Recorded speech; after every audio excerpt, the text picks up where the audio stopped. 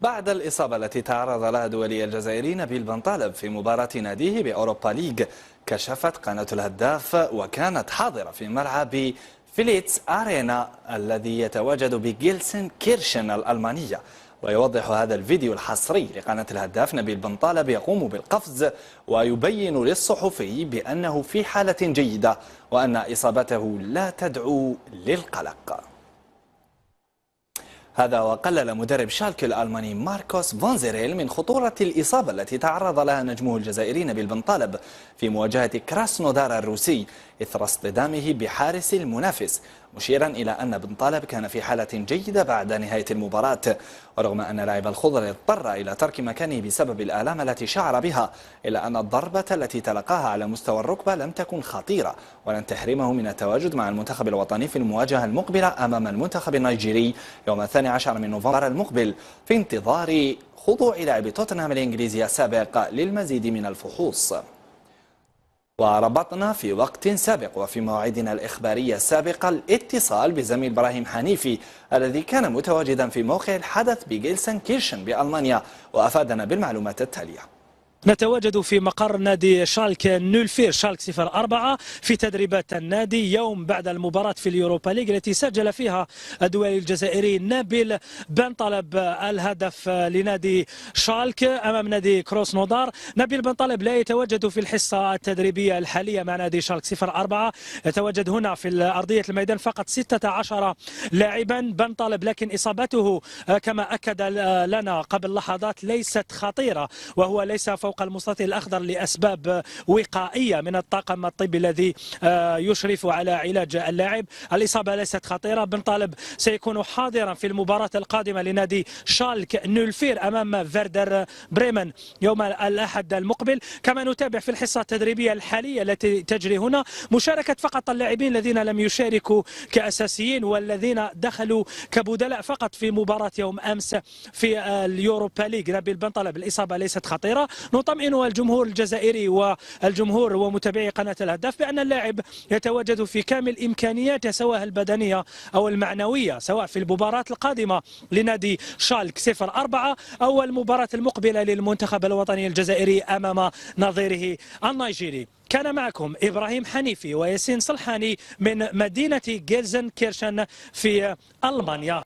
في أخبار محترفين وفي تصريح آخر مثير للجدل، وصل سفيان فيغولي تحدي جيل الثمانينات بإطلاق تصريحات مثيرة للجدل بعد أن أكد أن لا أحد من جيل الثمانينات عاد.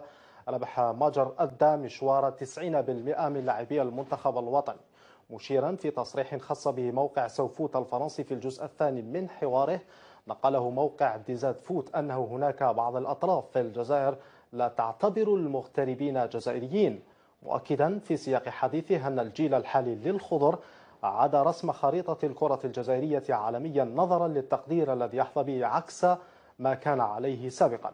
فيغولي أكد أيضا أن اللاعبين تحدهم إرادة كبيرة لتحقيق نتائج إيجابية لإسكات الأفواه المنتقدة خاصة من بعض اللاعبين القدامى. للحديث عن هذا الموضوع يلتحق بنا مباشرة وعبر الهاتف نجم الكرة الجزائرية السابق اللاعب الدولي السابق الأخضر بلومي. أهلا وسهلا بك الأخضر بلومي. إذن سفيان فيغولي وفي تصريح آخر مثير للجدل يقلل مرة أخرى من إنجازات الجيل أو جيلكم جيل الثمانينات، ويصرح بأن هذا الجيل جيل الثمانينات لم يؤدي 90% من مشوار الجيل الحالي. كيف تعلق؟ نحييك اولا ونحيي المشاهد الكريم. طبعا انا نحترم، هو مسؤول على التصريحات تاعو. على كل حال الجيل تاعنا الثمانينات يبقى في التاريخ. احنا اللي كتبنا كره، يعني تاريخ الكره الجزائريه، طلعناها في المستوى، فزنا على المانيا الى اخره. يعني احتراماتنا يعني الجيل تاع الافلان، فريق الافلان ضحوا من نفوسهم ويعني وروا كذلك الكره الجزائريه انذاك في ذاك الوقت. ولكن احنا كنتيجه يعني رحنا شاركنا فوزين و6 نقاط يعني، وما زلنا كما خلقنا للفيفا مشاكل، يعني غيرت الامور، لي ريغلمون جينيرو تغيروا على خاطرنا. هذا الشيء كله تاريخ، صنع الحدث في هذا الجمعة ويخص لاعب اتحاد العاصمة السابق يوسف بالليلي. ففي خبر غير متوقع خفضت المحكمة الرياضية الدولية من عقوبة يوسف بالليلي لاعب اتحاد العاصمة السابق من حرمانه من ممارسة كرة القدم من مدة 4 سنوات إلى 2 فقط، انطلاقا من الملف الذي قدم للطاس حول براءة الدولية الجزائرية السابق. المزيد في التقرير التالي. خبر مفرح زفته المحكمة الرياضية الدولية لنجم اتحاد العاصمة سابقا يوسف بليلي، وذلك بتقليص العقوبة التي سلطتها عليه الكاف بحرمانه من التواجد في الميادين مدة 4 سنوات إلى 2. بليلي سيعود إلى الميادين يوم 20 من سبتمبر المقبل، وبإمكانه أيضا العودة إلى التدريبات مع ناد بعد 4 أشهر حسب ما تنص عليه القوانين. التاس نشرت بيانا الجمعة عبر موقعها الرسمي أكدت فيه تقليص العقوبة، وجاء في البيان أن يوسف أقر بتعاطي الشيشة خلال حفلة يوم 5 أوت 2015، لكنه لم يكن يعلم أنها خلطت بمادة الكوكايين. يوسف الذي رزق بمولود مؤخرا ومباشرة بعد صدور القرار خص الهداف بحوار حصري شكر فيه كل من سانده، وأكد أنه سيعود بقوة إلى الميادين، في حين قال والده حفيظ أنه سعيد جدا بتقليص العقوبة، وأكد أن ابنه سيعود بقوة. قناة الهدف ربطت الاتصال بعد صدور قرار الطاس ورصدت تصريح اللاعب يوسف بالليلي ورئيس اتحاد العاصمة ربو حداد. يوسف بالليلي، اولا هنيئا والف مبروك نهنئوك بتخفيض العقوبه. واش تقولنا بعد هذا الخبر الصار؟ نقول الحمد لله ونشكر كاع لي زالجيريان، كاع الجزائريين اللي عاونوني بزاف كاع اللي كامل اللي حبوني باش نرجع، وكاع ثاني هذا الشكر لله لربي. الحمد لله يا ربي. ان شاء الله العوده ان شاء الله تكون بقوه ان شاء الله. ويوسف بالليلي مازال محافظ على اللياقه ديالو؟ بيان سير، انا ماذا بيا ان شاء الله نولي اكثر من اللي كنت مع قبل، وان شاء الله دوك كي نولي ان شاء الله يشوف حاجه اخرى ان شاء الله. ان شاء الله باذن الله. كيفاش تقول، انا ماشي صراحه برك، انا سعيد جدا. انا je suis très content pour lui. C'est un enfant que j'aime bien, que j'estime bien, que j'ai jamais laissé.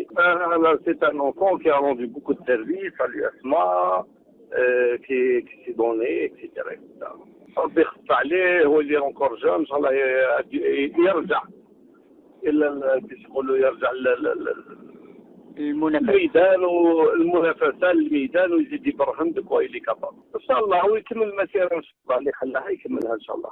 وكنت جون اللي غلط كما غلطوا كاع الناس، وان شاء الله ما يزيد يخطا ويزيد يخدم باش يصحح الاخطاء تاعو بالخدمه ان شاء الله.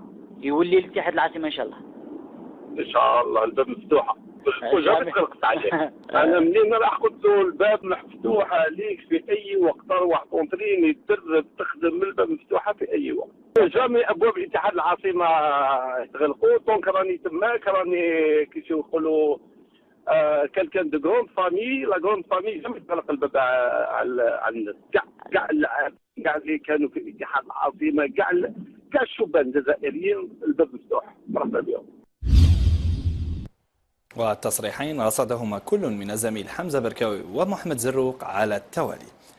وتنقلت قناة الهداف إلى معاقل اتحاد العاصمة بسوسطارة، ورصد لنا الزميل محمد قصبي تصريحات الأنصار حول قضية بالليلي.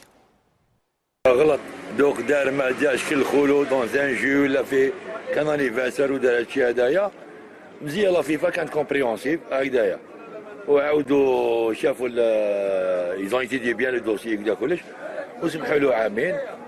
وهو على حسب ما هو يقول باللي بعد ما نكمل انا تكمل لاسونسيون تاعي ونهار يبدا نونطريني ان شاء الله نولي لليوسما. في اليوسما باسكو اليوسما وقفوا معاه رجال، ما هو كان راجل معنا الحق تاع ربي، كلمه زوج يقول اليوسما. السلام ورحمه الله وبركاته. بون العقوبه الحمد لله كانت 4 سنين ولات عامين الحمد لله كما نقولوا. يعني بكل صراحه فرحنا حنايا باسكو يوسف كما نقولوا له حنا كيما سمينا حنا يوسف العاشر راه مولي لينا ان شاء الله. هذه كنا نستناو فيها والحمد لله اسمها ما جاتناش مفاجاه.